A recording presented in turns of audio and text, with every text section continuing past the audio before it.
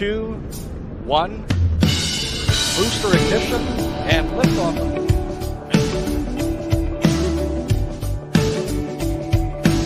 Live from somewhere deep in the Freedom State of Florida, it's the Let's Be Frank Show with your host, Frank.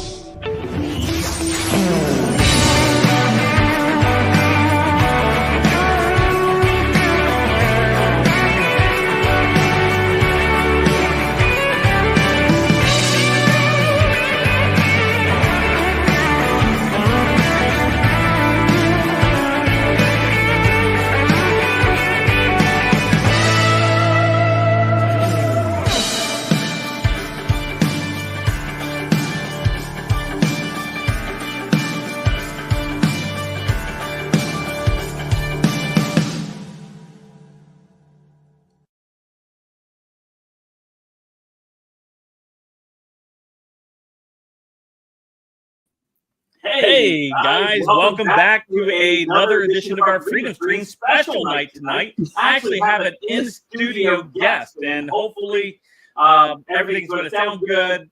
I got the bad camera. It was on purpose. He tried to give me the bad camera. I did try to, but I'm looking forward to tonight. This is a first for me to actually having an in-studio guest. We have Katie Zed. Oh, Uniquely S is already saying feedback on the mic. So we should. No, that's not going to help. That's not going to help. We might need to just. I may need to. What if we turn off this mic? Will they pick? Let me mute myself. Okay. Can you guys hear me from here? Can you guys hear Katie? Because I can turn this to where I'll get both sides.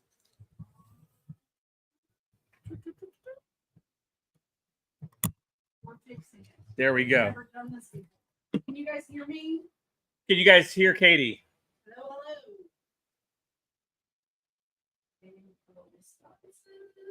Yep. I might have to yell. It's okay. I yell all the time in here. Maybe put the mic closer to me and you yell. Sort of. Katie says sort of. Oh, you know what I can do is I can bring that chair over here, put it there, and that way it'll be in between. And I'm loud enough for my voice to carry anyway. Oh, yeah. So let me do that. I'll get the chair. Okay. No, yeah, that chair. Yeah, okay. I forgot I had a chair back there.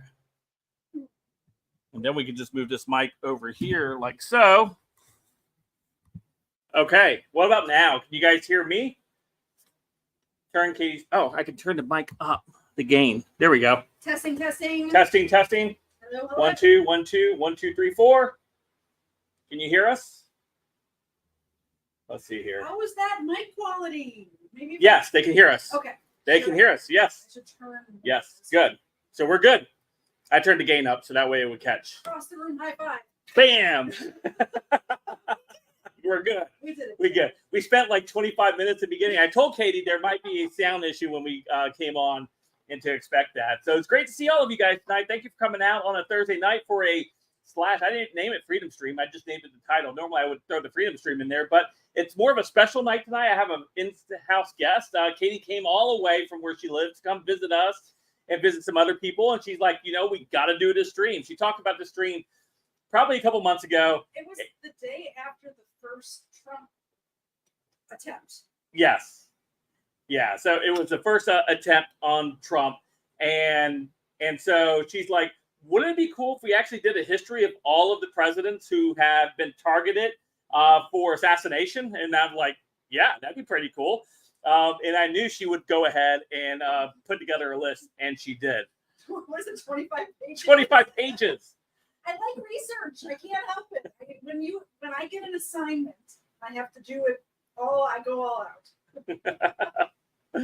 And so that's what we got. And so I was looking forward to doing this stream, and we are committed to seeing it all the way through tonight. We are streaming on Katie's Zed's channel, and we are streaming on my channel. Yes. And we're also streaming on X. And I think that's it. That's it. Okay. Those are the only places we're streaming tonight, but it's quite a few places. So I'm very excited. Welcome to all of the people over on Katie Zed's stream. Welcome. I'm Frank, if you don't know who I am.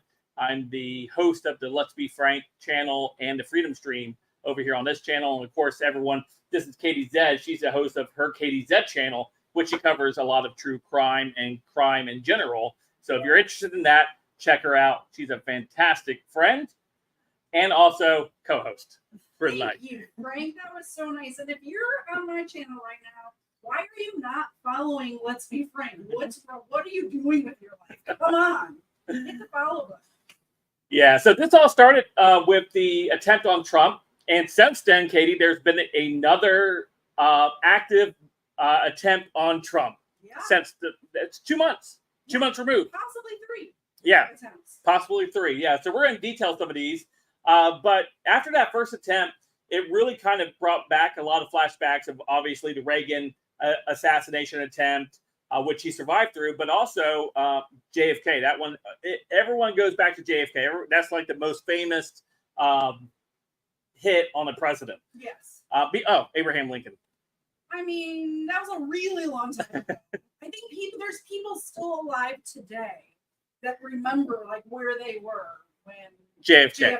Yeah, exactly. Like when I talked to my mom about this stream, she was detailing like how she felt and what the nation felt when JFK happened. So I think that's a little fresher than Abraham Lincoln. Yeah, could be. I guess it's not as fresh as you think about it, but it's in the history books where they teach it in schools most of the time. I guess I don't know. I haven't been in school in forever, so Yes, me neither. I'm very old. so let's go ahead and look at this poll that I put up on the channel real quick. I'm kind of percent of you guys don't know. It keeps fluctuating. We've got 33 votes right now in there. The question was, how many U.S. presidents have been targeted in the history of the U.S.? And I'm not going to give you guys the answer yet. We will give you the answer 30 minutes into the stream. And we'll give you the answer 24 pages from now. But the answers that were on the screen that you could choose from was 40 presidents targeted, 28 presidents targeted, 19, and 9. Right now, according to you guys in the chat who are listening to this stream right now and watching at home, have it at 60% at 9 attempts on 9 different presidents. Okay. So that's where the chat has it. So I will continue to monitor this throughout the night, and at about 9 p.m., we will go ahead and reveal what the true number was. You guys might get a sense of it by the time we get there anyhow. Yes. So, Katie, let's go ahead and jump in to this because there was a couple of presidents on this list that I had no idea were targeted. When I was researching this, same thing happened. I'm like, really? And especially some of the later presidents where I was alive for it, and I had I was reading these stories, and I had no idea that it even happened. So apparently I wasn't watching the news then, or it just wasn't publicized. There's a couple where it's like they thwarted it. Like they thwarted it before anything bad really happened. So, I could see why we wouldn't hear about it right away. And even maybe ever, because it's like you said, it's not really reported on the news. It's like, oh, by the way, so-and-so was targeted for assassination today. Secret Service got him. So, and lately, it doesn't seem like Secret Service has done a great job at protecting this presidential nominee, former president himself, in this election. So that's what kind of sparred this. And we're going to go ahead and kick it off. Somebody says Katie needs a mic. We're trying so hard. We have to. I'm going to turn it's up all the way now. I'm going to scoot it a little bit over closer to you now. There you go. We have 2 mics, but there was an echo with 2 mics in the same room. So we're trying so hard. We're doing our best. Okay, so kick us off, Katie. A lot of people may not know this first assassination attempt. Andrew Jackson, Old Hickory. Yes. I knew about this one though. January 30th, 19. Wow, I didn't know he was alive that long. 1835, just outside the Capitol building, a house painter named Richard Lawrence attempted to shoot President Andrew Jackson with 2 pistols. They both missed fire. Lawrence was apprehended after Jackson beat him severely with his cane. Lawrence was found not guilty for reason of insanity and was confined to a mental institution until his death in 1861. How about that story? More people should know about Andrew Jackson beating a guy with his cane. After he tried to kill him, Yeah. he sit there and he had 2 shots. Yeah. He had 2 shots and they both misfired. And Andrew Jackson, I could just see him taking his cane, just going to town on him. You try. I'm sure there's probably a line of explicitives that he probably was saying as he was probably beating this guy down. So yeah, that was I knew about that story. I had read about that one before, and of course, you would think up to that point, many people may not know this, but Andrew Jackson was the first president that was not part of the founding fathers generation. Yeah. He was the first president not part of the founding fathers generation, and so it was a time of shifting new in the country, and he was the first what you would classify as a populist president. Okay. So I think that's such a good story that more people should know. Like we hear about the cherry tree with Washington and like all of these little stories and tidbits. Why don't we know this true story of Andrew Jackson beating a guy with his canes after being trying to kill him? It's crazy. Yeah, and for many of you guys that don't know, Andrew Jackson was also, he was a general. He fought in the Battle of New Orleans. He was the first governor of Florida, by the way. Yeah. If you guys don't know that, military governor of Florida when the U.S. took possession of the state of Florida, he was the first governor of the state of Florida. So technically, the first president from Florida was Andrew Jackson. I'm just saying. But he was born and raised in Tennessee. Oh, I didn't know that. Tennessee or Kentucky? Somebody's got to check me on that. I think it might be Kentucky or Tennessee. I feel like it's Tennessee though. The only thing I'm going to remember about him from this point forward is that he beat a would-be assassin with a cane.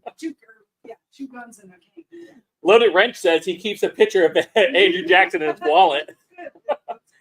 I'm glad that you, in this economy, Loaded Wrench, you can have a picture of Andrew Jackson in your wallet.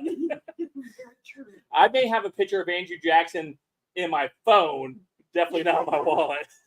It's a 20 that I once used to own. So, well, Frank, we're 15 minutes in. If we spend 15 minutes on each one of these, we are going to be here till tomorrow. I know, but Andrew Jackson is such an interesting president and figure in the U.S. history. There's just so much we can sit there and go on and on about Andrew Jackson, but we won't. I will spare you guys any more of my boring details of Andrew Jackson, and we'll continue to move on. Let's get to Abe, good old Abe. Honest Abe. Number 2 on our list. Number 2, but did you know that Abraham Lincoln, they tried to kill him before they killed him? Yeah. I didn't know this until after he won the presidency the first time. Yeah. So in February 23rd, 1861, then President-elect Lincoln passed through Baltimore amid threats of the Baltimore Plot, it was called, an alleged conspiracy by Confederate sympathizers in Maryland to assassinate Lincoln on route to his inauguration. He had to actually travel in disguise on his train to the Capitol. Okay. Well, he already had his face is a disguise. Well, he didn't have the beard yet. You see bank robbers wearing the Abe Lincoln masquerading as a disguise. He didn't have the beard yet. He was nice and freshly shaved still. But truly, I mean, how would he go in disguise? He was a very recognizable individual. He was so tall, especially for that time, and lanky. Yeah. And he was like had the sunken in those he had Yeah. cheekbones for days. Yeah. So the second attempt was August 23rd, 1864, when a lone shot fired by an unknown sniper missed Lincoln's head by inches, passing through his hat as he rode in the late evening, unguarded. He just was wandering around Washington, D.C. for some reason, unguarded. Just north of the White House. He was on his way to a place called the Soldiers' Home, which is where he would spend the evening or the nights in the summer because it was cooler in the building for some reason. It was like 3 miles away from the White House. Yeah, it's crazy. Up to this point, president still did not have any security detail with him. Nothing. Because the president was still viewed up to this point was that they were very accessible to the American people. You know, you could still go up to this point, or I think before the war, they may have started extra guards at White House, but before, like in Andrew Jackson's time, you could actually walk up to the front door of the White House and ask to speak to the president. Saw some Girl Scout cookies. Yeah, like, hey, dude, I am upset with you about this thing. Let's talk about this. Obviously, we can't do that any longer. But yeah, Secret Service did not form until after the assassination of Andrew Jackson, Abraham Lincoln. Continue, I think, and then of course the successful one. Exactly. So the assassination. Oh, before you go on there, I find this very familiar with the second attempt when the lone rifle shot by an unknown sniper missed Abraham's head by inches. That's President Trump that took place 2 months ago. Exactly. What I mean, it's the difference between his ear and his head. It literally went through his hat. Yeah. When that happened. That's crazy. Yeah, because he wore the big top hat. Yeah. Made the guy thought he had like a big forehead. He was one of Yeah, like Conehead. that Conehead movie. So the assassination took place on Good Friday, April 14th, 1865. Of course, everybody knows the story. It was at Ford's Theater in Washington, D.C. About 10:15 p.m., John Wilkes Booth, a well-known actor and a Confederate sympathizer from Maryland, he had contacts with the Confederate Secret Service in 1864. Booth formulated a plan to kidnap Lincoln in exchange for the release of Confederate prisoners. So his original plan didn't involve killing him. No, it was kidnapping originally. Yeah. And then after attending an April 11th, 1865 speech, I want to make sure. I was thinking, did I say 19 again? No, I said 18. Well, April 11, 1865 speech in which Lincoln promoted voting rights for Black people, the blacks. Booth decided to assassinate the president instead. Booth, I'm trying to. Booth formulated a plan. I can read as well as Frank can Yeah. pronounce it. Booth formulated a plan with co-conspirators to assassinate Lincoln at the theater, as well as Vice President Andrew Johnson, which is kind of surprising because Andrew Johnson was very sympathetic to the South. Well, and back then, wasn't it where the runner-up was vice president automatically, or did that stop? I think that had stopped at that point, and they would pick somebody that was, but they would still try to pick somebody in an area that would help them carry votes in that area. Andrew Johnson and Secretary of State William H. Seward at their homes. As the president sat in his state box in the balcony watching the play with his wife Mary and two guests, Major Henry Rathbone and his fiancee Clara Harris, Booth entered from behind. He aimed his .44 caliber Dingringer pistol, Derringer. See, Derringer. I'll just make up my own words. Derringer pistol at the back of Lincoln's head and fired, mortally wounding him. Rathbones momentarily grappled with Booth, but Booth stabbed him and escaped. Lincoln died at 7:22 on April 15th, and that's why we have tax day on the 15th. Is that why? No. When I was doing the notes for this, I'm like, I wonder if that has a correlation. And then you said that. So yeah, everybody knows that story. We learned that in school. I think Abraham Lincoln was the first time we learned about somebody's death or assassination, like somebody killing some, like a murder in school. Was this? Yeah. Right? Yeah. I don't remember learning about a bunch of murders in school. No. I would have probably done better in school if it was like all about. If it was like my channel is, you know.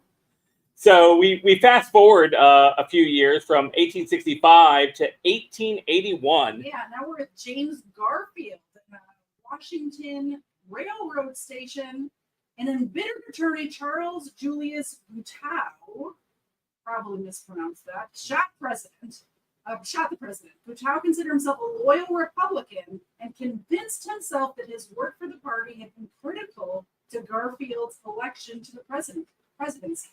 After Garfield was elected, Guiteau was convinced that Garfield was going to destroy the Republican Party by scrapping the patronage system. The patronage system is a spoil system. It's like where they would get elected and then give all their friends and families jobs or whatever. So kind of almost like it was like nepotism. Yeah, and exactly like that. And he was upset because he did all of this work. He was hoping to get a spot in the administration. And he didn't. Yeah. So, let's see. Where in politics and government, as spoil system, as known as patriots. Oh, okay. So mortally wounded, Garfield lay in the White House 4 weeks. Alexander Graham Bell, the inventor of the telephone, tried unsuccessfully to find the bullet with an induction balance electrical device which he had designed.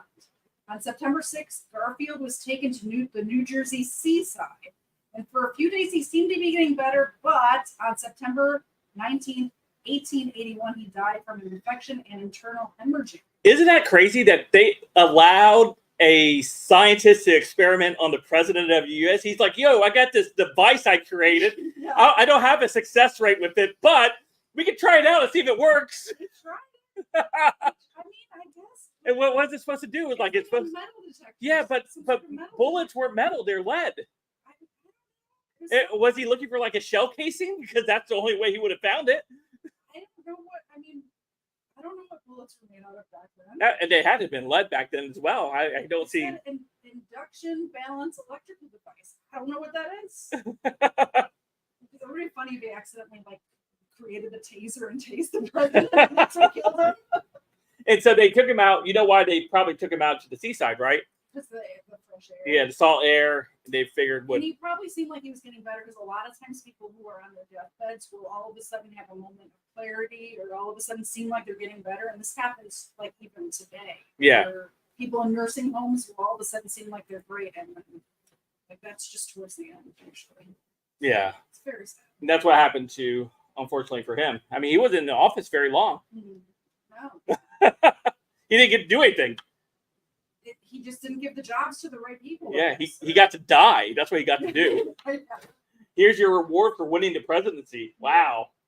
William McKinley is our next one. Friday, September 6th, 1901. Yeah, think about that. That's only 20 years removed. So we're 2 decades removed, and we're into the 19th, the start of the 19th century. Yeah. With or 20th century. Would that be 20th century? Yeah. Yeah, 20th century. The onset of the 20th century, 1901, and we have another attempt on another president, William McKinley this time.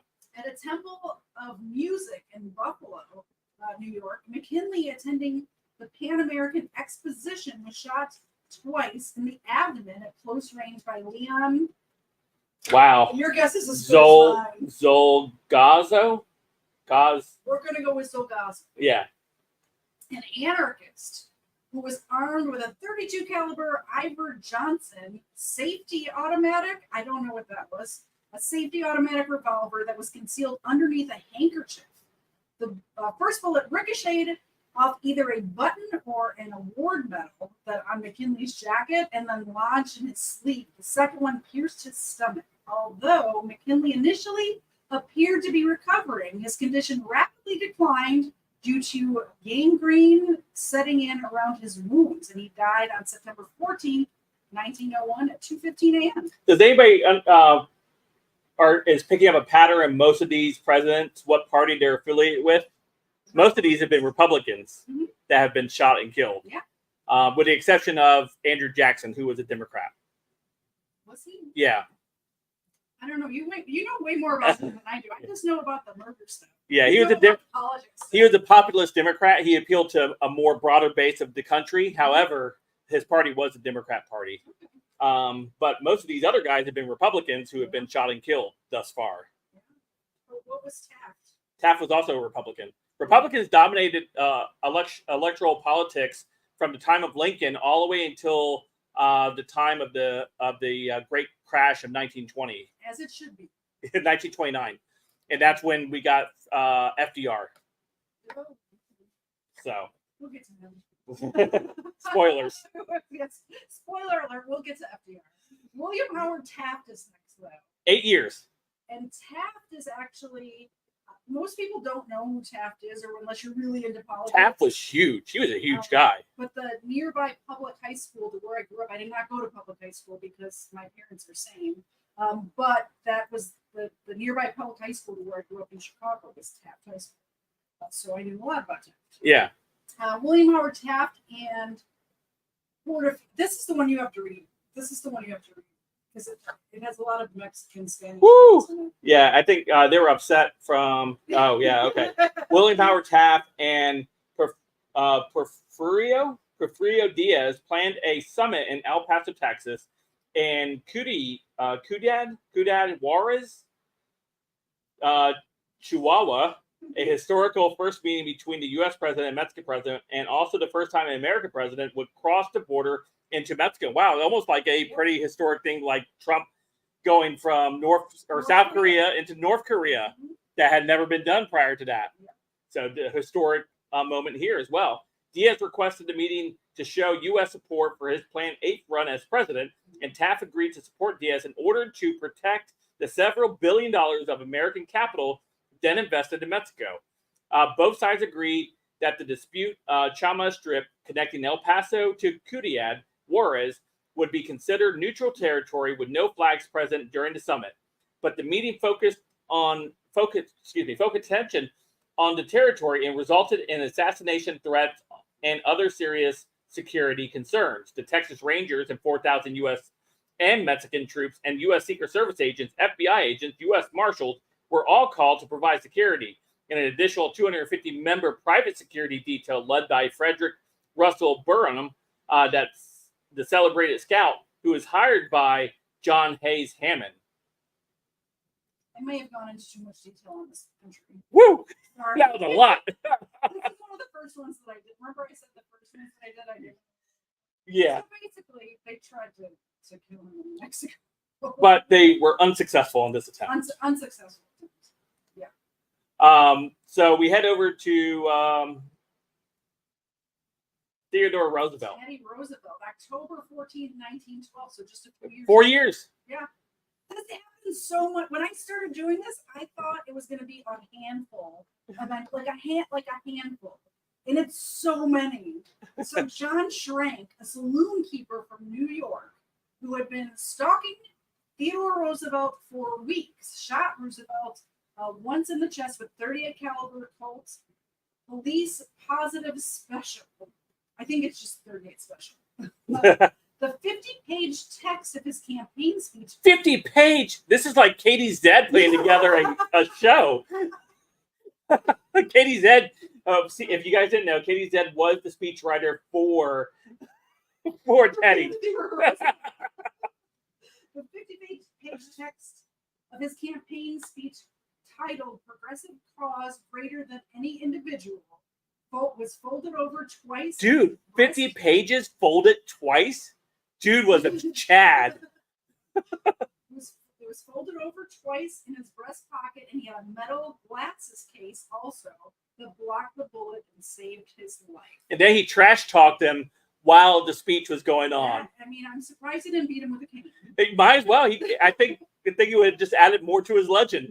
I think when you hear about stuff like this, I really feel it's divine intervention. Yeah. Because the chances that it happened to hit, and he happened to have both of those things in the same pocket or in the same spot, and if it's in his breast pocket, it would have killed him. Right. If the infection did, he may have bled out. Mm-hmm. He might not even have to wait for the infection to kill him, right? Yeah. And he went on, by the way, to continue and do a 3-hour speech after being shot in the chest there. And while doing that 3-hour thing, as I mentioned, he went on and trash talked the guy that shot him. Yeah. I mean, Reagan did that in his next speech. After we haven't gotten there yet, Trump has done it. I think that is the Chad move. Right? I really do. Yeah, so first Chad president. Yeah. Theodore Roosevelt. Well, no, Andrew Jackson. He's the one that beat the dude with the cane. Sorry.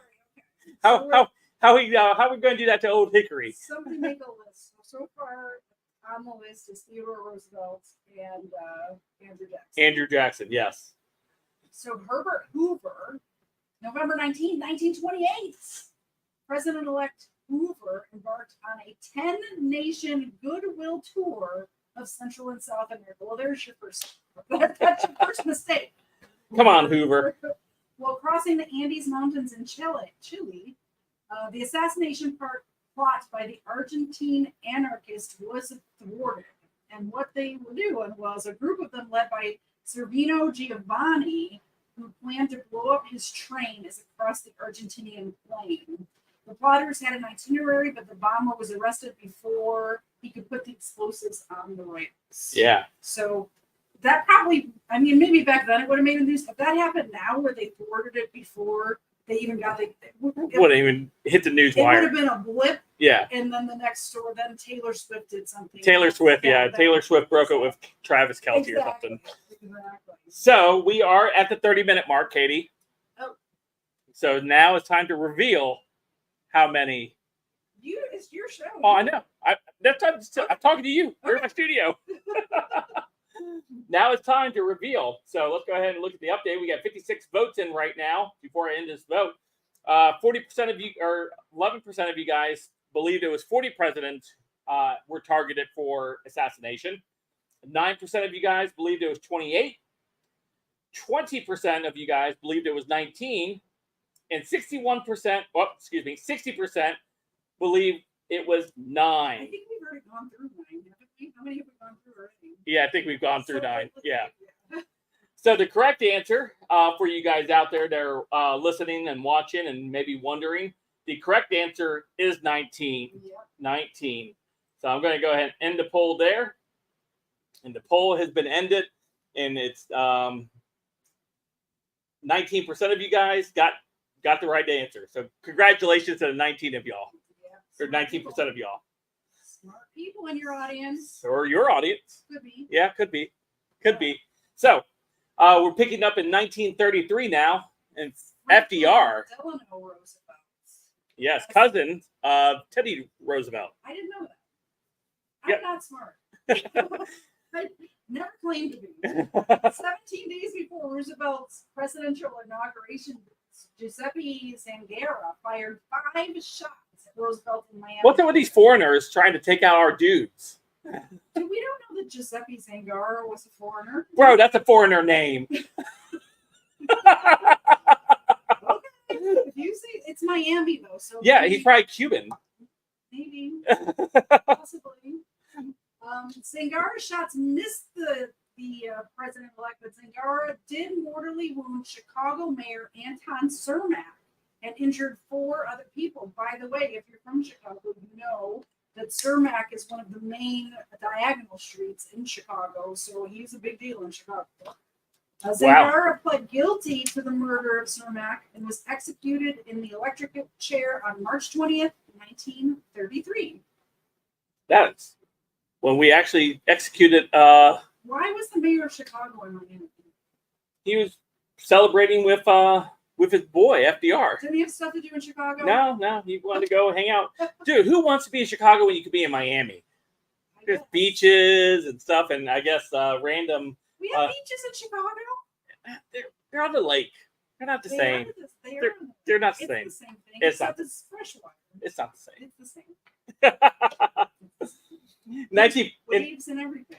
in 1943, Soviet NKVD claimed to have discovered a Nazi German Waffen SS plan to assassinate Roosevelt, Winston Churchill, and Joseph Stalin at the Tehran Conference. Yep. Then, mid-1947, Harry Truman, during a Jewish insurgency in Palestine, before the formation of the State of Israel, the Zionist paramilitary organization Lehi was alleged to have sent a number of letter bombs addressed to the president and high-ranking staff at the White House. So almost like exploding pagers. No, I mean, I know you're way more tuned into the news than I am, and plus I've been traveling, but the other stuff blew up now too. Walkie-talkies. Yeah, walkie-talkies. Yeah. Like something, like, I don't know. That's crazy. Don't buy anything from Israel. Oh, I don't know. Is it a Samsung Pro? I need to know what I need to get rid of. Do I have parts from Samsung that are in my phone that Yeah. came from Israel? Yeah. They're like, you don't have to worry if you're not a terrorist. I said, but yeah, what if a terrorist was sitting next to me and he blew up and I blew up too? I'm sorry. I've been called a terrorist online before. I'm just saying. Oh, goodness. So according to Truman, the Secret Service was alerted by British intelligence after similar letters had been sent to high-ranking British officials, and Lee claimed credit. The mailroom at the White House intercepted the letters intended for President Truman, and the Secret Service diffused them, exploding letters. Yeah. So they tried on Truman again on November 1st, 1950, when two Puerto Rican pro-independence activists, Oscar Colozo. Colazo and Rogelio Torresola, We're winging it here. Attempted to kill President Truman at the Blair House, where Truman was living while the White House was undergoing major renovations. In the attack, Torzola injured the White House policeman Joseph Downs and mortally wounded White House policeman Leslie Confelt. Confelt returned fire, killing Torzola with one shot to the head. Wow, that's awesome aim for being wounded. Yeah. Mortally wounded the police officer. He was still able to get off the shot I know. and take him out. Exactly. We're going to skip to jail. So Truman was not harmed, but he was placed at a huge risk. Colozo was convicted in the federal trial and received a death sentence. So That's one of those entries that I want to so we come up to JFK. If you guys didn't know, there was 2 attempts on JFK.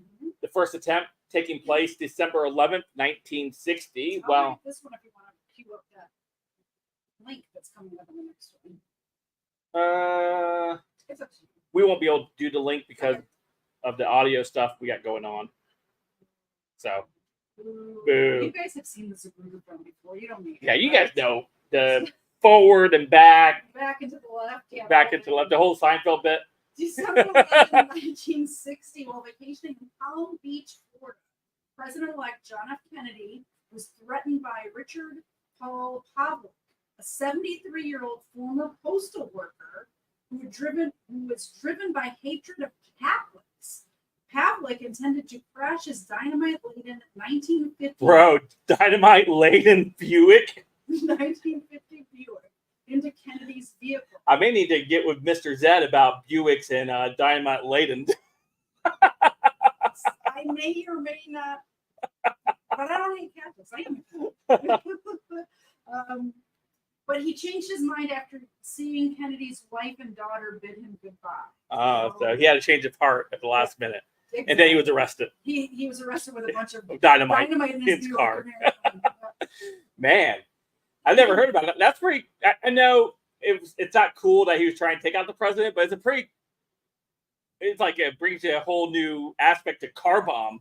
Well, JFK was the first Catholic President, president, yeah, right? So, yeah. and he must have really hated Catholics. yeah. You know what? I didn't realize. Okay, I might be naive, and I know I'm kind of dumb and blonde, but I never realized that there was a hatred of Catholics. I grew up. I'm Catholic. I grew up Catholic, but I never realized that people would ever hate me for it. Yeah.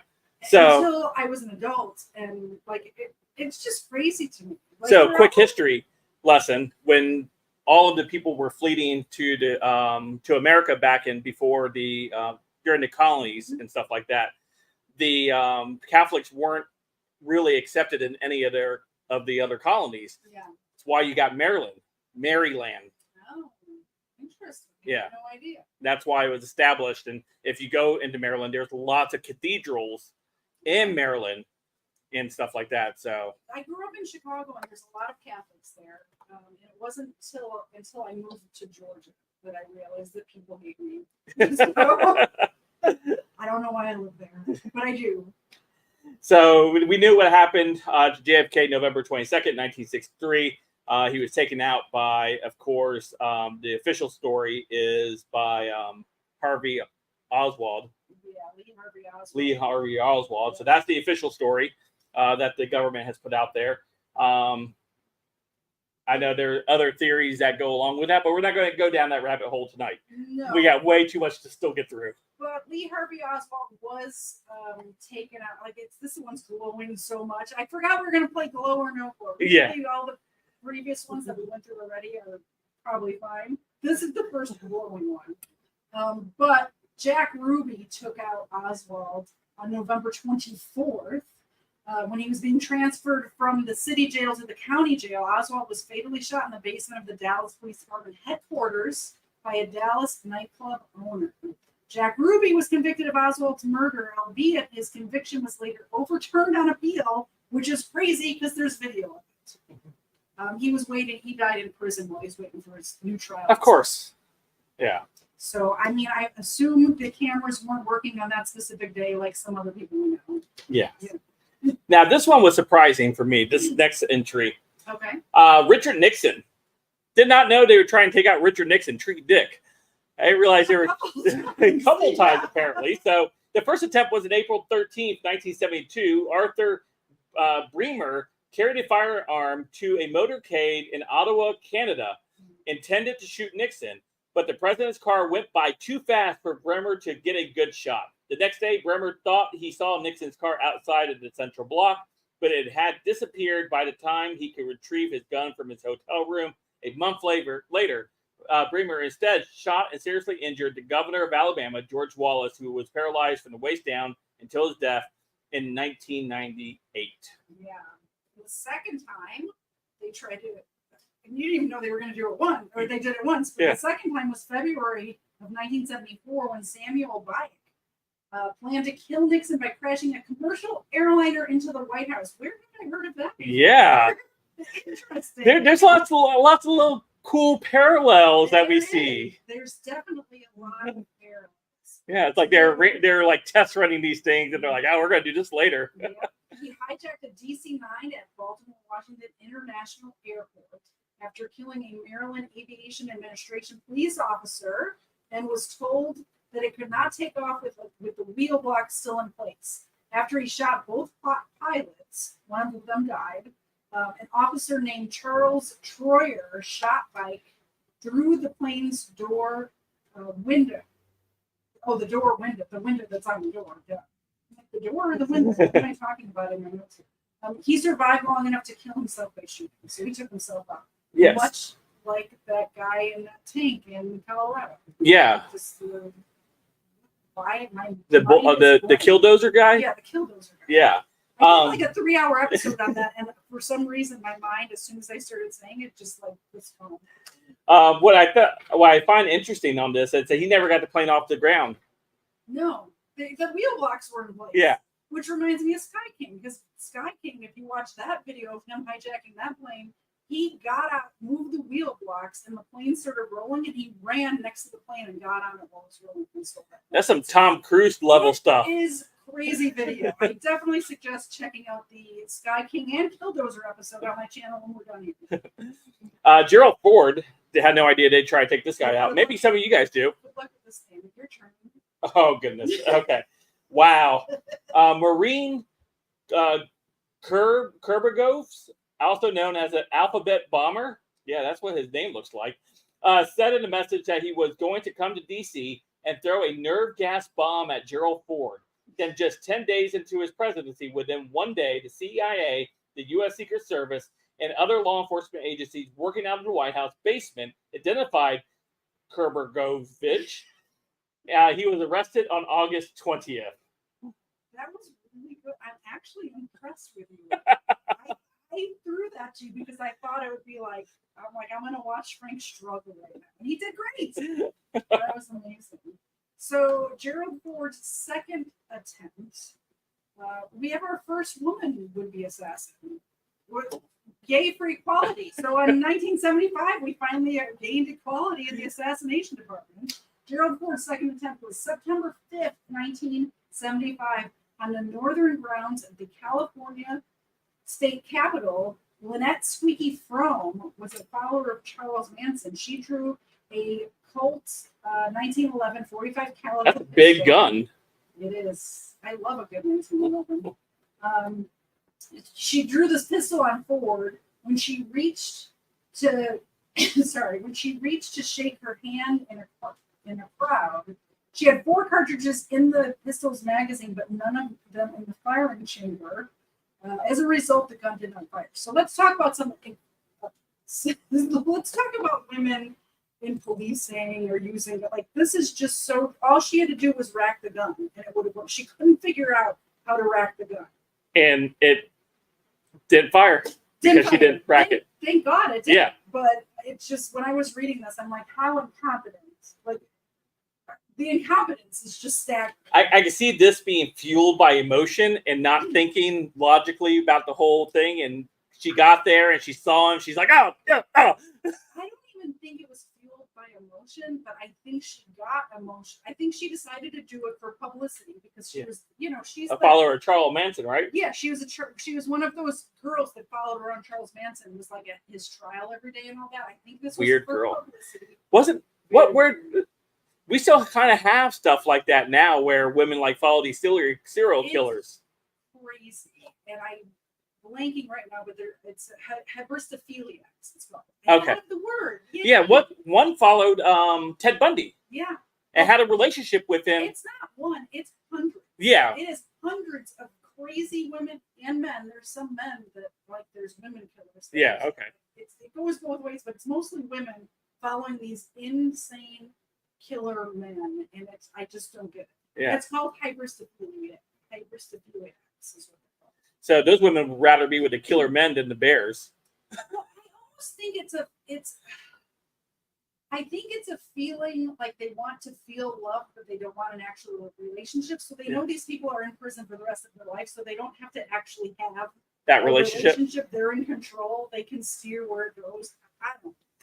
That's really weird. It is very weird. I should do an episode on it. But, okay, so Squeaky Frome was quickly restrained by Secret Service actually doing their job. And Frome was sentenced to life in prison, but was released from custody on August 14, 2009.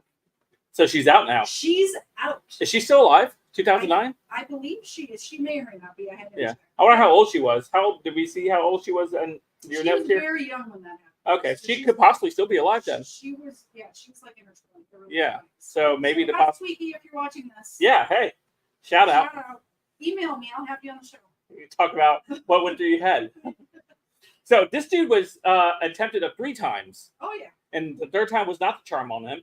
September 22nd, 1975, in San Francisco, California, Sarah Jane Moore, another woman, Sarah Jane Moore fired a revolver at Ford from 40 feet away. A bystander, Oliver Stipple, grabbed Moore's arm, and the shot missed Ford, striking a building wall and slightly injuring a taxi driver, John Ludwig. Moore was tried and convicted in federal court and was sentenced to prison for life. She was paroled from federal prison on December 31st, 2007, after serving more than 30 years. We have two In a row. in a row released from prison that could still be alive. So, Also 2 in a row women, by the way. yeah. No women and then 2 in a row. So, Sarah Jane Moore, if you're watching, contact Katie. All of my contact information is in my channel description. I'll have you on. We'll get your side of the story. Yeah, why not? So, just a couple of years later, 6 years later to be exact, Ronald Reagan in March 30th, 1981. Ronald Reagan was returning to his limousine after speaking at the Washington Hilton Hotel. Would-be assassin John Hinckley Jr. fired 6 gunshots using a .22 caliber Roham RG-14 revolver toward him, striking Reagan and 3 others. Reagan was seriously wounded by the bullet that ricocheted off the side of the presidential limousine and hit him under the left arm. Guess who is also out of prison? Let me And guess. has Him. And has a YouTube channel. He has a YouTube channel for real? Oh yeah, I played some of his videos on it. Yeah, he has a YouTube channel. What's he talk about? He plays music. He's upset. He does these videos about being upset that he's booking these shows. And nobody's showing up? No, Oh. people want to show up, but then there's other people who are calling the clubs, calling in threats. If you have him perform, we're going to bomb your club, or we're going to do these horrible things at your club. So they cancel his shows, and then he's Interesting. very upset about it. Yeah. So you can never get a venue. No, he can't get a venue. Exactly, and he complains about it on YouTube, and he plays really not great music on YouTube. Hey, John Hinckley, if you're out there and you want to come on, That's the 3 in a show, row. John Hinckley. So shoot me an email. what's his genre of music? Does he play like rock? No, I mean, it's like pop music. Okay. It's not. I mean, it's Pop? yeah. Wow. It's regular music. Yeah. Okay. Yeah. Cool. It's like he plays guitar. It's like acoustic guitar, and he sings. Yeah. And he's not a bad musician. It's just not my cup of tea. Yeah. That's all. So George Bush. I wanted to put the shoe thing in here because I love that video. Well, this is this is not the the shoe. first George. Oh, yes, all right. But since I already started talking about it, that video of that guy I've thrown the shoe. throwing the shoe at the other Bush, cracks me up every time. Every time. Eli- Cracks me up. Bobbing and weaving. Yeah. So George H.W. Bush, April 19th, 1993, 14 Kuwait and Iraqi men believed to be working for Saddam Hussein smuggled bombs into Kuwait, planning to assassinate former President Bush by a car bomb during his visit to Kuwait University 3 months after he had left office in 1993. So after he had left office in 1993, so he wasn't even president anymore. No, yeah, same like Trump. Yeah, same like Trump. So, which is interesting with this is George H.W. Bush, or George H.W. Bush, I guess. Yeah, he was deep in. He like ran the CIA before he became vice president of Ronald Reagan, and so I was surprised to actually see him on this list. Yeah.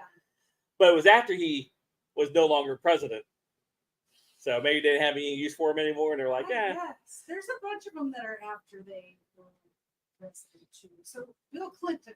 Well, the first one was So the first Bill Clinton attempt. There's several Bill Clinton attempts too. It was January 21st, 1994. Ronald Gene Barber, a retired. You're rubbing off on me. A retired military officer and freelance writer plotted to kill Clinton while the president was jogging. Barber returned to Florida a week later without having fired the shots at the president, who was on a state visit to Russia. Barber was sentenced to 5 years in prison, but was released in 1998. Now, this one, I know he was released, but he just went there with this idea in his head. yeah, and never acted on it. And never acted on it. So Yeah. I'm not too upset that he's out.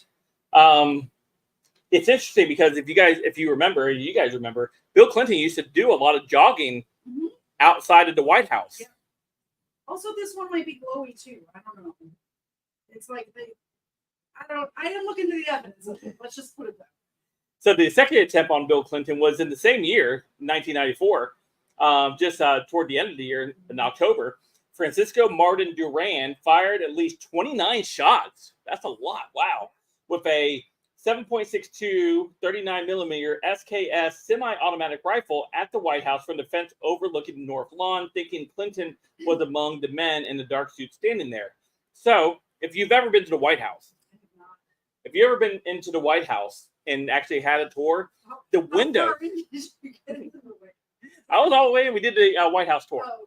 Oh, They tell you that the windows are actually bulletproof. that makes sense. Yeah, and they're thick windows. I kind of remember when this happened. Yeah, I vaguely remember. I'm confusing it with the time the person ran into the White House. That was Obama, I think. Maybe. Yeah. But this one, I do vaguely remember hearing about it, but I was 14 years old and I probably didn't really care much about politics. So listen to this. So when this is happening, 3 tourists, Harry, Ken, and Robert, and they have last names here, but I can't pronounce them. They tackled Duran before he could injure anyone, and they found a suicide note in his pocket, but he didn't die because they tackled him. These guys are heroes. Yeah. Dude was sentenced to 40 years in prison. So 40 years in prison in 1990. He should be out or getting close to being out. How long ago do you think 1998 was? I don't know. Not 98. This was 94. Still. So 94 to 2004 is 10 years to 2024. Oh yeah, he still has a while. Yeah. Never mind. I can't do math today. So in November 1994, this is Bill Clinton again. Osama bin Laden recruited Ramzi Youssef, the mastermind of the 1993 World Trade Center bombing, to attempt to assassinate Clinton. However, Youssef decided that the security would be too effective, so he decided to target John Paul II instead. One or the other, whatever. He has I think he had more security than the president does. Oh, I mean, he's got a Pope-mobile. He's got a couple, yeah. How many people do you know have the Pope-mobile type style stuff? Just the Pope. Just the Pope. Trump needs it nowadays, huh? Yeah, with his golf cart. Yeah. I'm picturing driving around the golf course and the golf course. So the fourth attempt on Bill Clinton happened in 1996 in November during a visit to Asia Pacific Economic Cooperation, APEC, forum in Manila, Clinton's motorcade was rerouted before it was to drive over a bridge. Secret Service officers had intercepted the message suggesting that an attack was imminent, and Louis Marletti, the director of the Secret Service, ordered the motorcade to be rerouted. An intelligence team later discovered a bomb underneath the bridge. I remember when this one happened too. I don't know if nothing was going on in the news when this happened, but I remember seeing video footage of them getting the bomb out from the This time period right here reminds me of. Did you ever watch that movie Air Force One with Harrison Ford? Probably when it came out, but I don't remember. He was the president. He had just left Russia. He gave like a big terrorist speech or whatever, and then terrorists hijacked the Air Force One in midair, and he fought back the terrorist on the thing. Who was it? The main terrorist was played by Gary Oldman. Okay. Gary Oldman, and it was a pretty epic movie. I really like it. So I don't know how many of you guys have watched Air Force One, but I kind of see Mr. Zed in the chat. Put that on our list of movies we need to watch. Recommended by Frank. So another attempt. So the 5th attempt was October 2018. So this is after he was president. Yeah. Obviously. Way after he was president. Which I think this was on the list of targeting him, but I think we may have been targeting somebody else that lived in the house. Yeah. Just saying. A package containing a pipe bomb addressed to his wife, Hillary, was sent to their home in Chappaqua, New York, was intercepted by the Secret Service. It was one of several mailed to other Democratic leaders that same week, including President Barack Obama. Fingerprint DNA revealed that the package was sent by Florida resident Cesar. Oh, I remember this one. Yeah, I was in D.C. when this happened. Yeah, I think you covered this. I may have covered this one. Yeah. I may have talked about it at least. I think this is right around when I first started watching. Yeah. So Cesar Sasek, who was captured 2 days after the package was intercepted, prosecutors sought a life sentence for Sasek, but the judge instead sentenced him to 20 years. So Sasek, he had this van that he drove around in here in Florida that was like covered in like Trump stickers and Trump memorabilia. Yeah. I think there was actually something off. This might be a glowy situation too. It just reads this way, right? You get this ultra fanatic fan of the current administration, and you convince him to, hey, how about you take out some of the people giving your guy problems? Exactly. You know, and before you know, I think he also sent stuff to CNN and MSNBC and places like that there in DC. The DNC headquarters there in DC. I was there. I was actually there in 2018. What was I doing? Oh, I was covering the first walkaway movement thing with Brandon Strucka. Yeah. If you guys remember that, that's when I first kind of started again going. This is my first year. It was my first year on YouTube. I had just completed a full year on YouTube. My brother actually came with me on this trip as my cameraman. Didn't know very many people in the space yet. And so my brother said he would volunteer, come. I paid for his ticket and his hotel and his lodging, food. And he came with me to come and videotape. And we got to this event. And I remember we were sitting in our hotel room that morning that we were going to go out. And this news starts breaking. I was like, really? Is that the walkaway event where they had to like reset everything? No, that was the one later. Yeah, that was one later. That was 2020. That's the one that Steve and I like to talk. Yeah. But that was the first one I went to. I met a lot of great people. I met Magnificent there. I met Damien Damani Wright there. I met so many people. I ran into a lot of people that knew me too, that watched a couple of my videos. At the time, my biggest video at the time had 60,000 views. And it was talking about residents in Chicago who were tired of the Democrat politics in their city. And they were talking to Fox News about it. However, Chicago still ended up voting for more of the same there, and now they don't have grocery stores. That's crazy. Chicago. There's a reason why I will take the Catholic hate in Georgia and not still live in Chicago. Like, you got to trade off. So yeah, that one jogged the memory there. Yeah. So George W. Bush, first attempt. When I start the sentence by first attempt, that means there's more to follow. May 10th, 2005. So May 10th, 2005, President Bush was giving a speech in Freedom Square in Georgia. You know where that's at? You know where that? Oh, the country, Georgia. Oh, yeah. Not the state. Vladimir Archumitan, we're going to go with that pronunciation, threw a live Soviet-made RGD-5 hand grenade towards the podium. The grenade had its pin pulled but did not explode because dude tied a red handkerchief around the grenade so tightly, preventing the lever from detaching. This is one of those situations like the glasses case in the glasses pocket. Divine intervention. Divine intervention. After escaping that day, Artusian was arrested in July of 2005. So That's did catch him, but this is like the chances that not only would have killed the president, Secret Service and Secret, and people, anybody that was on the stage or people in around. the audience, Yeah. like a grenade is a big Yeah. deal. And Georgia used to be part of the Soviet Union, so grenades were laying around everywhere. Yeah. I'm sure it was no shortage to try and find grenades. To just pick it off the ground, like picking apples. Yeah. George W. Bush was attempted again May 24th, 2022, when Shahid Ahmed Shahab, like he has two last names that are the same. Or I might have done. Okay. I'm not sure. An Iraqi citizen and resident of Columbus, Ohio, was arrested for involvement in a plot to assassinate former President Bush based on information obtained from conversations he had with several undercover FBI informants. Maybe an Eric Glowey situation here. Like I don't think so because I've never heard of this. Yeah, I never heard this story. And if it was a Chloe situation, we would all know about it. Yeah. Like I think that's what I don't know for sure. Obviously, I'm just speculating. This is allegedly, in my opinion. But what would if be the it purpose was- of taking out Bush in 2022? Is like he's not really relevant anymore. That's what I'm saying. Yeah. So it's not relevant, and I didn't hear about it. So Yeah. I think this might have just been a crazy.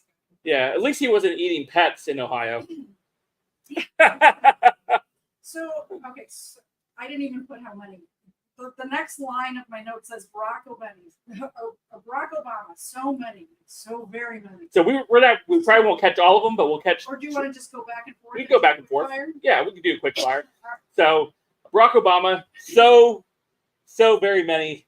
December 2008, United States Marine, 20-year-old Cody Ray Brigham, stationed at Camp Lejeune, wrote that he had taken an oath to protect against all enemies, both foreign and domestic. In sign of a letter of intent, he identified President-elect Obama as a domestic enemy and a target of Brigham's planned plot. A search of his barracks uncovered a journal containing white supremacist material in June of 2010. A Marine and a white supremacist? Yeah. Still my heart. Brigham was sentenced to 100 months in federal prison. What is that in like years? 100 months. So 12 divided by 100? 4 years, something like that. No, more than 4 years. 100 months, there's 12. There's 12 months in a Well, year. so 8 years. 8 years. Ish. That's We're it? Estimating. So he should be out. Yeah, he might be out. Yeah, yo, Brigham. Contact Katie Zen. Send me an email. April 2009, a plot to assassinate Obama at the Alliance of Civilizations Summit in Istanbul, Turkey, was discovered after a man of Syrian origins carrying forged Al Jazeera TV press credentials was found. The man confessed to Turkish security services details of his plan to kill Obama with a knife. He alleged that he had 3 accomplices. November 2011, 21-year-old Oscar Romero Ortega Hernandez was influenced by conspiracy theories and fringe religious viewpoints to attempt to take out Obama. Having traveled from his native Idaho, he hit the White House with several rounds fired from a semi-automatic rifle. No one was injured, but a window was broken. He was sentenced to 25 years in prison. That seems like a reasonable sentence. It's like 100 months. 2011 to 2012, the far-right terrorist group called FEAR plotted to carry out a series of terror attacks, which included assassinating Obama. The plot was foiled by 4 members of the group when 4 members of the group were arrested on murder charges, and one, Michael Burnett, agreed to cooperate with authorities in return for a lighter sentence. In 2012, a mentally ill man named Mitchell Cusack of Westmere, Colorado, was arrested after confessing to his therapist that he had intended to take out Obama with a shotgun at a campaign stop in Boulder, Colorado. In April 2013, rice and lace letters were sent to Obama and New York Mayor Michael Bloomberg vowing to kill anyone who tried to take away the sender's guns. The letters, in this case, were sent by actress Shannon Richardson, who tried to frame her husband, Nathan, for the crime. Who's Shannon Richardson? I have no idea. I should have pulled up her IMDb. I need to Google it now, real quick, before we. Shannon. She must be somebody. Shannon, what was her last name? Richardson. Richardson. Yep. Anybody know who Shannon Richardson is? Let us know in the chat. Was she anything we would know? She's a Wikipedia former actress. Yeah, she's a redhead. She was on The Walking Dead. Really? Yeah. She said ricin. You know what's funny is the ricin thing is from Breaking Bad. Nobody knew what ricin was before Breaking Bad. Let me know in the chat if you knew what ricin was before you watched Breaking Bad. I don't think anybody did. She appeared in minor roles on television series such as The Vampire Diaries, Franklin and Bash, and The Walking Dead. Yeah. Huh. So in June 2013, Obama's getting it like every other month, by the way. In June of 2013, two white supremacists, Glendon Scott Crawford of Galloway, New York, and Eric Fright of Hudson, New York, were arrested for a plot to kill Muslim Americans and other perceived enemies of Israel with homemade radiation gun, described by Crawford as Hiroshima on a light switch. It later emerged that Crawford had suggested using the device against President Obama as well as several other targets. Interesting. Radiation gun. That sounds like almost like a supervillain. I know. It seems kind of fake. October 2018, a package that contained a pipe bomb, which we had already discussed, was sent to former President Obama at his home in Washington, D.C. The package was intercepted by Secret Service. Personally, I think that was not aimed at him. Yeah, I think that was a operation. I think that whole operation was a glowy operation. Yeah, that's the one we were talking about. I think so too. Yeah, to make Trump and MAGA look extreme. See, they're threats to democracy, so we got to take out Trump. Exactly. So April 2019, Larry Mitchell Hopkins, a member of the United Constitutional Patriots Militia, was arrested on April 20th after he allegedly confessed that his militia were training for a planned assassination of Obama and Hillary Clinton. That was in 2019 as well, and I'm sure if any news wires picked this up, they probably tried to tie this to Trump as well. Sure. Absolutely. So 2019. I don't remember hearing about that in 2019. How many, there's so many here that I had never heard of before I started researching. So many, half of them. Right. Yeah. So now we're up to President Trump. This next one I never heard of. Yeah. So the first attempt on President Trump was in September 6, 2017.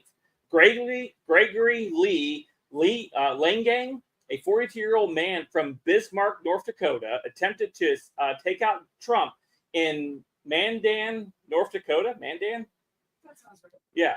While Trump was visiting the state to rally public support, Langang stole a forklift from an oil refinery and drove toward the president motorcade. After the forklift became jammed with the refinery, he fled on foot and was arrested by pursuing police. I've never heard about this one. While interviewed in detention, he admitted his intent to take out Trump by flipping the presidential limousine with the stolen forklift, to the surprise of authorities who suspected he was merely stealing the vehicle for personal use. So they knew he was stealing it, and they let him. Well, here's the other thing: is he ratted on himself. If he would have just gotten convicted of stealing a forklift, that's like nothing. He'd probably be out the same day. Yeah. But he went into the police station and was like, "No, I was trying to kill the president." What are you doing, dude? So the second attempt on Trump, I had never heard of this one either. Right. So the second attempt was November 2017. A man affiliated with the Islamic State. Or is. Yeah. Islamic State, whose name was not revealed, was arrested. But why is the name not? This is so weird. Glowy. This is so weird. So his name was not revealed. He was arrested by the Philippine National Police in Rizal Park, Manila, for reportedly planning to assassinate Trump during a diplomatic ASEAN summit. Before the landing of Trump's airplane, the Secret Service discovered a credible terrorist threat from a man who threatened to kill the president on social media, quickly tracking down and arresting the terrorists. Yeah. I find it weird his name was never released. It may be different laws in Philippines. Like there's some places, some countries where they never release the names of killers and stuff because they don't want them to have get notoriety. Exactly. So it's not like they're trying to keep stuff from us. They're trying to make it less tempting to want to do something like this for like copycat reason and fame. For fame publicity, or to get Jodie Foster to. Have you ever watched that movie? Speaking of fame, have you ever watched that movie 15 Minutes? I don't think so. It has Robert De Niro. I know I don't like De Niro's politics or all, but 15 Minutes, he's in the movie. He actually does a really good job in this. It's a killer who attempts to kill, or he kills a police officer to gain 15 minutes of fame. And it's in the news media is like trying to give him money to get his story and why he did it. Crazy. Yeah, you need to look that up. Put that on the list, Mr. Zed. 15 minutes. Thanks, Mr. So the third attempt we all know about. Yeah, we covered it together. We covered it together. Breaking news. Breaking news. We broke this one together. What's funny is we're covering this, and I'm here, and another attempt just happened. And then also in the last couple of days, we covered Diddy together too. Yeah. And in the last couple of days, he got arrested too. It's like all the stars are aligning for me to be here right now. Yeah. So we know about the third attempt in Butler, Pennsylvania. Former President Trump, U.S. Republican Party presumptive nominee at the time, because he had not gone to the RNC's convention yet, was grazed by a bullet, wounding his right ear while addressing the campaign near Butler, Pennsylvania. Shortly after Trump beginning addressing the rally, 20-year-old Thomas Matthew Crooks fired 8 rounds with an AR-15 style rifle from the roof of a building located around 400 feet from the stage.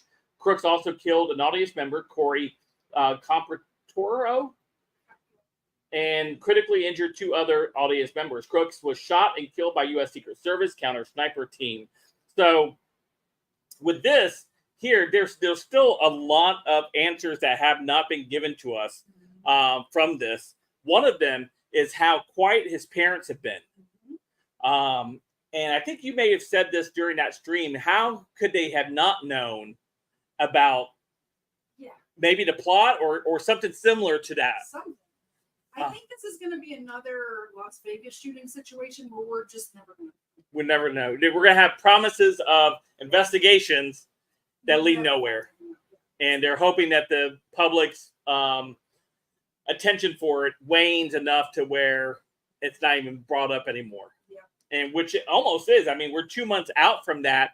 And really, it's been disappeared from the news for the most part. Yeah. And up until this last attempt, which now they're blaming Trump for it.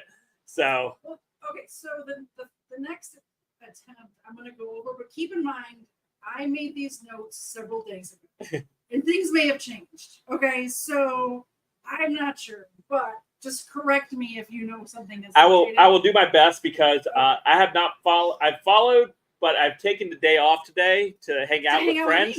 Hang out with friends today, so I haven't had an opportunity to be on social media much today and follow news articles. But go ahead. I was hanging out with friends today too. So, fourth attempt, September 15th, 2024, Ryan Wesley Ruth was spotted by Secret Service agents holding an SKS-style rifle. Haven't you heard of an SKS rifle before in these attempts? A 38 was a very popular weapon too. Yeah. These attempts. Yeah. Just saying. A lot of 38s in SKS.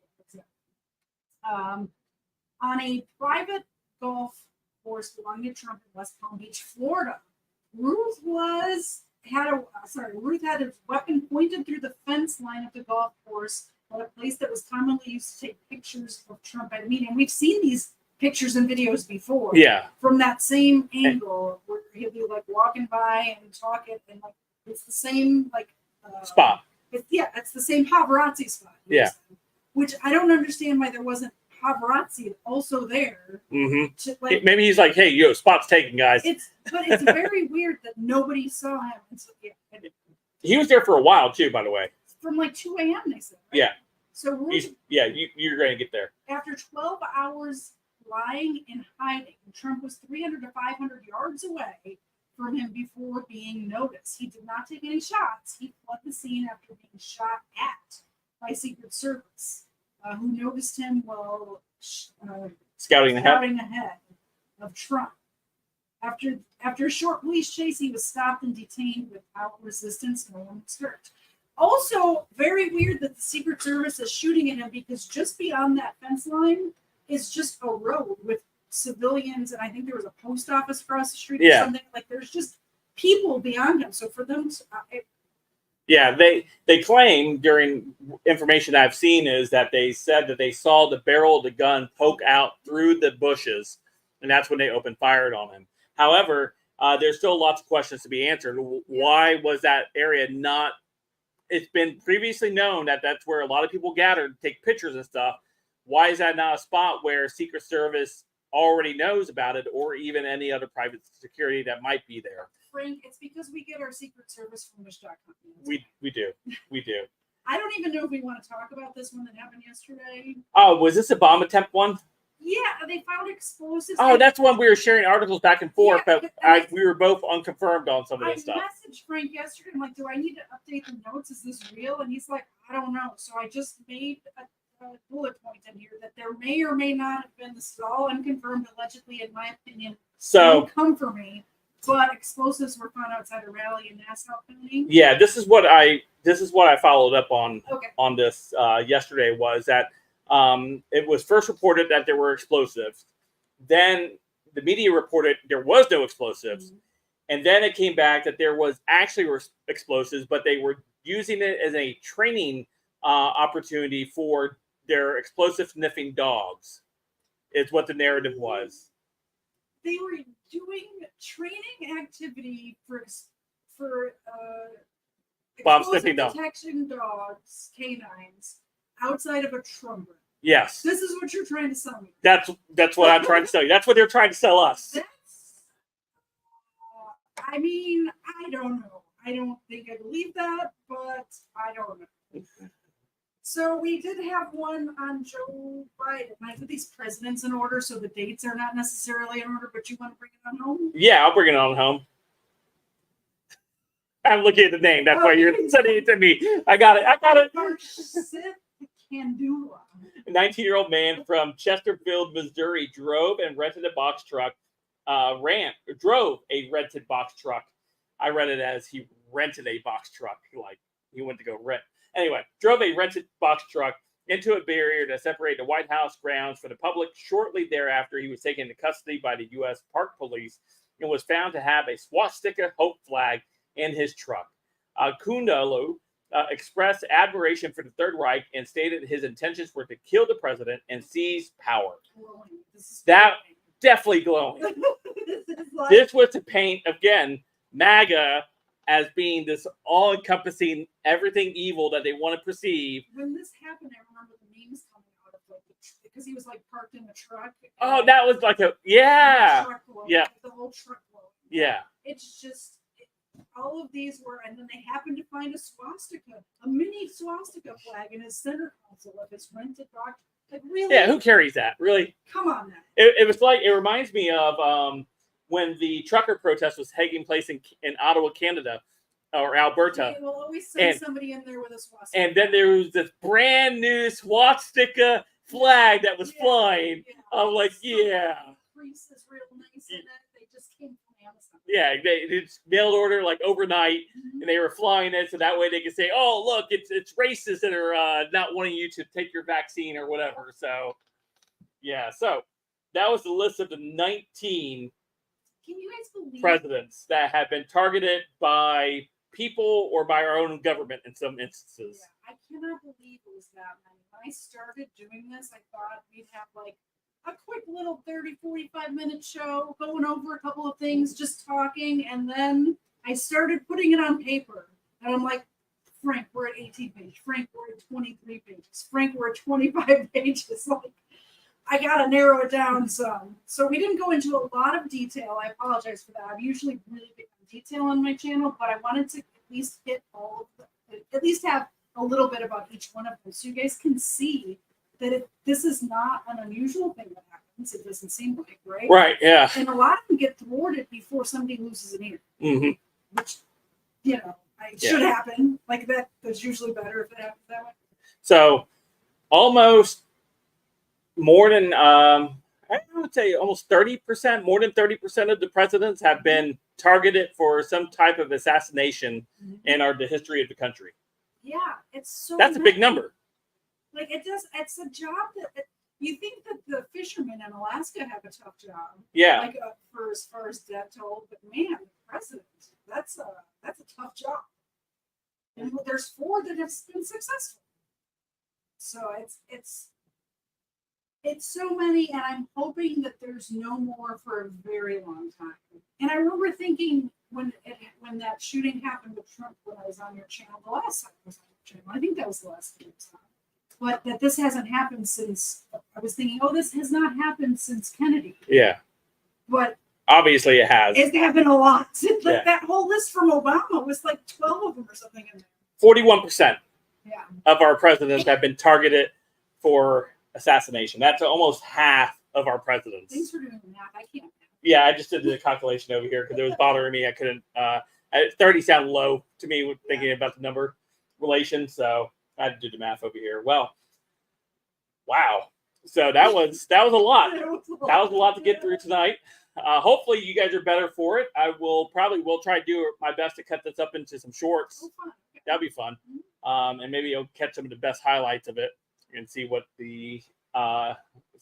we're able to keep and Keep put out that there. Andrew Jackson part. Yeah, Andrew Jackson was fire. I like that one. He's my favorite. I like that one.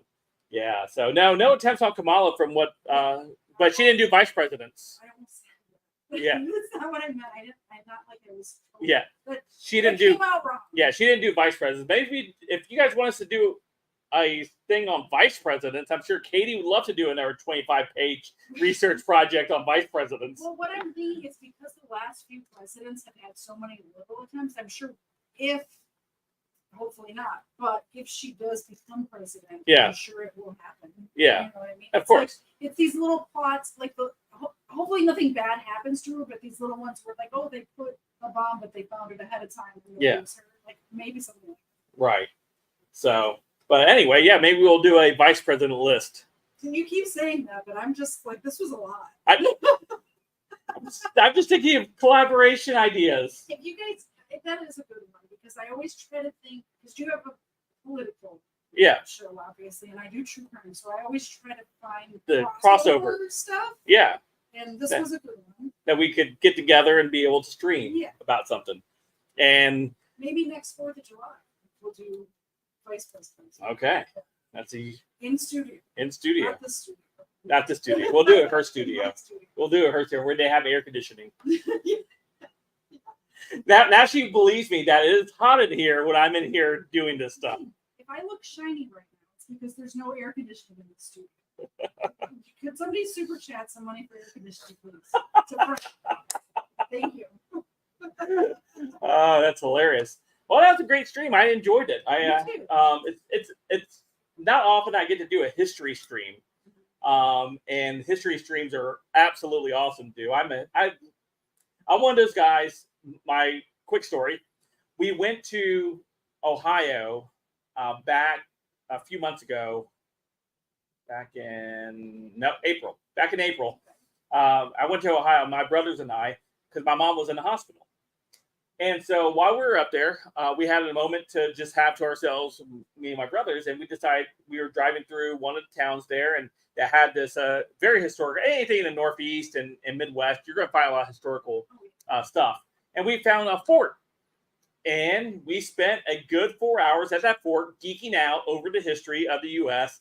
And of that fort and that area. So whenever I get into history about U.S. history, I absolutely geek out about it and just want to talk. Obviously, when I started talking a little bit more in depth about some of the presidents we were discussing today, Well, next time you come to visit me, there's a lot of battlefields, like Civil War battlefields. Yeah. Like where I live in North Georgia, and there's a bunch of stuff. Like you're gonna have to come up, and that's what we're gonna do. Instead of going to see a waterfall in the rain, we'll go to the battlefields. It's super interesting stuff, like that sort of stuff. Yeah, that'd be pretty fun. That would be pretty fun. Well, I appreciate all of you guys who joined us tonight on this Thursday evening with not a very good scheduled stream, but it was fun. It's when I'm here. It's when we're here. It's fun. We get to have one. So I look forward to doing another stream with Katie very soon. I'm sure that we'll collaborate maybe on the P. Diddy stuff. Oh yeah. If is it state or federal charges? I think it's federal because he's in the same prison as just Jelaine. Yeah, so it's federal. We're not going to get camera. We won't. Yeah. But I know that I was talking to some coworkers because the P. Diddy thing is mainstream. It's not like you have to be a true crime follower to be interested in. Some of my coworkers were worried that he was going to get Epstein. Yeah. Because it's the same prison where that happens. Right. Like the camera's not working, all that stuff. Yeah, that's in that New York prison, right? It's a New York federal prison. Yeah. Wow. Yeah, so And R. Kelly's in the same prison. Is R. Kelly there too? Yeah, it's a bunch of people. It's maybe like, they have like a concert in there. yeah, Ghislaine Maxwell, R. Kelly, and P. Diddy all in this. Like, I mean, oh. Yeah. Yeah. Anyway, so maybe Katie and I will go ahead and do a collaborative stream here in the near future about P. Diddy and update you guys on what's going on with that, and talk to you guys about that once we get more information after things start rolling. So, but outside that, make sure you guys go check out Katie if you're over on my channel, Katie Zed. Just type that in. KTZED on YouTube. You can find me there. All my contact information is in my channel description. So if you have any crime stories you want me to cover, email me. For sure. And of course, over on Katie's stream, if you guys don't know me, you can follow me over here at Let's Be Frank. If you need a fill of political updates, I do a lot of political videos throughout the day, throughout the week. So a lot of them focusing on Trump and Kamala right now because that's the main political stories right now. So it's election year. That's what happens. I do have a cool story coming up that was suggested by Katie Zed that I decided to go ahead and cover. That'll be out later on tonight.